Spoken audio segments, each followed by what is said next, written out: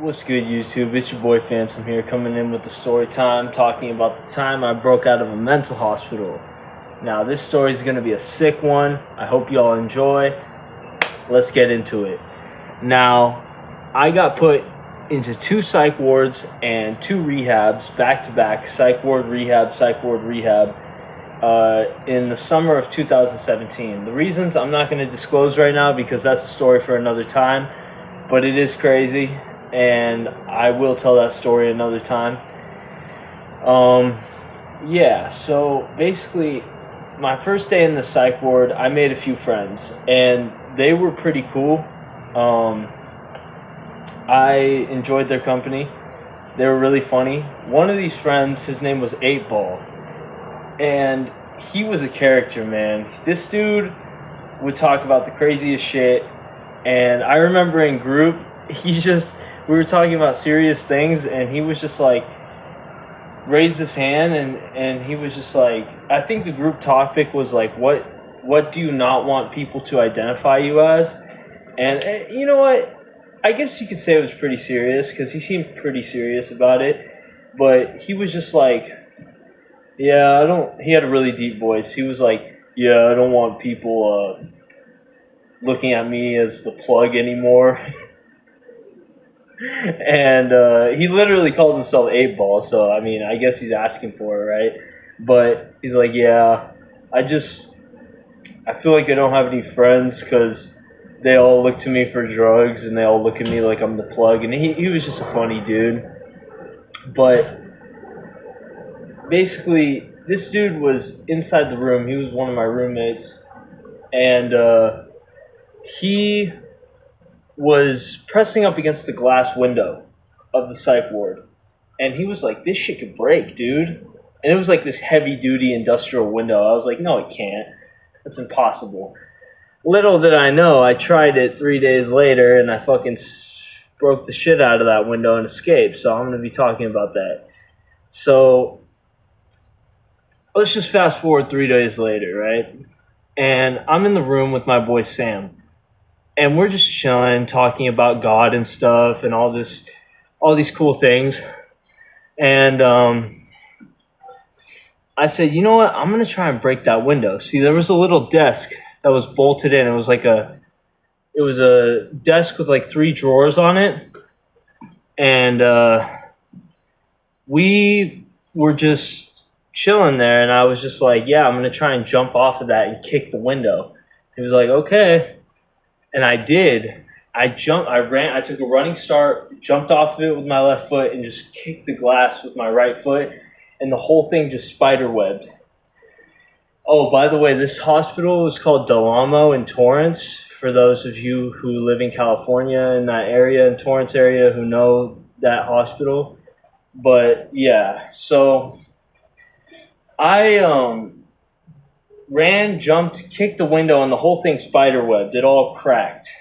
So I pulled the curtain down. We had this shitty-ass curtain that had this latch that was very sensitive because it was broken.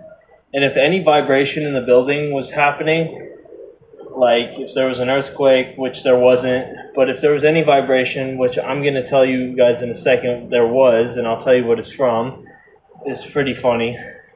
If there was any vibration in the building, the curtain would fly up. And my friend Brandon was in the other room, and he would put his mattress up against the wall and punch the shit out of it.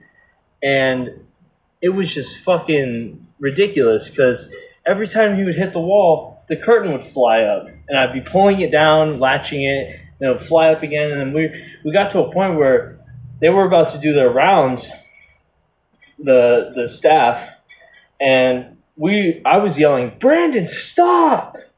Fucking stop!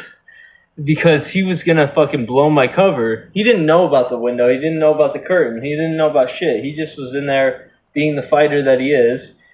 And it was just scary. So basically,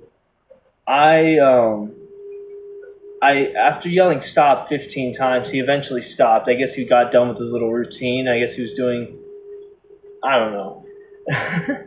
But he stopped, and I went I went and pulled the curtain down for the last time, and it stayed. And I went and told all the boys what I did and the plan to escape. So we devised this plan for them to create a diversion, like a fake fight, so the staff could be distracted so I can kick the window one more time while they're being loud outside and break out, essentially. So I did this with my friends, and we created this plan, and they went out into the hallway when the plan was ready to go in action, and they started yelling at each other. And the funniest part is that this hallway, there was a girl's side and a guy's side, and the girls started coming out of the room. And the girls took sides. Two of these girls took sides, and they started arguing with each other. And then it broke out into a full-blown fight. I hear a girl tackle another girl, and I was like, oh, this is perfect. Here's my fucking chance. Like, this went better than expected. And the staff were trying to break it up. And my friend Brandon's just standing guard outside of the door. And the door's shut. And I run, break the window. It opens up like a door, and I fucking hop out with a pillowcase full of stuff. And I run through the parking lot as fast as I can, and I go and hide in some bushes. And before I know it, like a minute or two later, you just hear an alarm go off, like, and you just hear code red, level 5, escape, escape. Like, it's just crazy. Like, I don't even know what to say about it, but it was nerve-wracking, you know? And then 2 or 3 minutes after that, a helicopter with the spotlight, the night sun, started fucking looking for me, and it was going right over the bushes, right over where I was, but couldn't see me. So I waited in those bushes for like an hour, and everything eventually stopped after like 30, 45 minutes, but I stayed in there an extra 15 to 30 minutes so I could just wait out the chaos, I guess you could say. And I waited there and waited there. And I grabbed my pillowcase when the time was ready, and I started walking down the street like a normal person, just walking regular. And I wasn't wearing any hospital clothes or any like scrubs or anything like that. I was wearing my regular clothes. They let you wear regular clothes in mental hospitals. Yeah, so I went down the street, and I made it to a Sam's Club parking lot.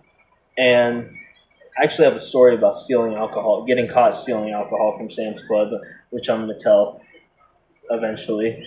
But yeah, there was this Sam's Club parking lot, and there was these 4 people playing hacky sack, and they turned out to be really chill, really spiritual ass dudes. And I was just chilling with them for a while, and I told them what I did, and they're like, oh, you broke out of Del Amo down the street? And I was like, yeah. And they're like, cool. And I asked them for a cigarette. They gave me a cigarette. And this isn't the same cigarette, obviously. I was just pointing to it for the sake of the story. But, yeah, so I smoked that cigarette. We talked about DMT. We talked about all these drugs. It was a really good conversation. I'll never forget it. But after that, I asked for a beer. They said, how old are you? I was like, I'm 16. They're like, no. And then I told the dude, one of the dudes, the leader of the group, I was like, yeah, I have this cut on my foot. Like, should I go back to the hospital? And I didn't get the cut on my foot from kicking the glass. Like, I had my shoes on and shit. But I had the cut from the previous hospital that I was at because, well, that's a story for another time. But I told him I had this cut on my foot, and I was like, yo, should I go back? And he was just like, is it an open wound? And I was like, yes, because it was still open. I popped the stitches out and everything, so it was like this big gash. I'll show you guys the scar another time. But scar kind of looks like a scorpion. It's pretty cool because of the stitches, the legs. But anyways, that's off subject. He's like, yeah, you should go back. And I eventually got one more cigarette from them. I said, can I get a last cigarette? And they're like, sure. And I lit it up, and I start running back with the cigarette in my mouth with the goal in my head to hop back in through the window and be smoking the cigarette so I can share it with my friend Brandon, the one who was punching the wall with the mattress up against the wall. And that plan failed because I ended up smoking it all the way down to the filter right as I got up to the window. Perfect timing, right?